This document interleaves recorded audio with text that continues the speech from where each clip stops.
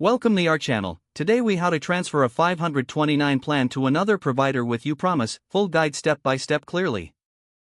To transfer a 529 plan to another provider using Upromise, begin by reviewing your current 529 plan details. Make sure to check your current plan's rules and any potential fees associated with the transfer. Next, research the new provider you wish to move your plan to. Confirm that the new provider accepts transfers from your current 529 plan. Once you have selected a new provider, create an account with them if you haven't already. Gather all necessary documents related to your current 529 plan.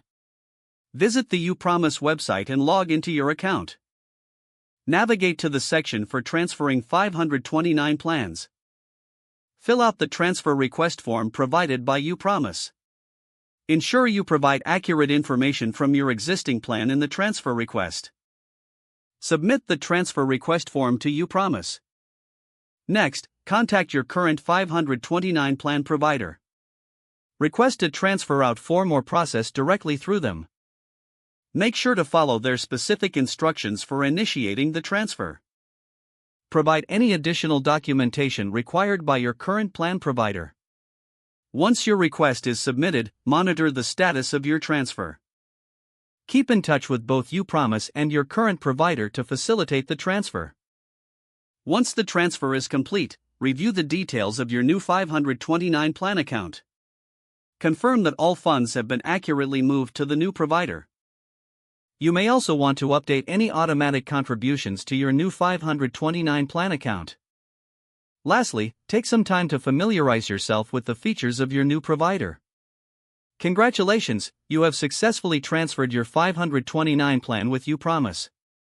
If the page does not load, refresh the browser or try again in a private or incognito window. Make sure you are using the correct email address, then retype it carefully to avoid small typos. If your password is not accepted, use the reset option and create a new strong password you can remember.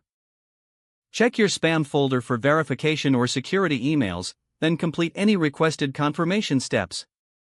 Enable two-factor authentication if available to improve account security and reduce unauthorized access risk. After signing in, review your profile details so your contact information and settings are accurate and current. Don't forget to like this video and subscribe to our channel for more step-by-step tech guides.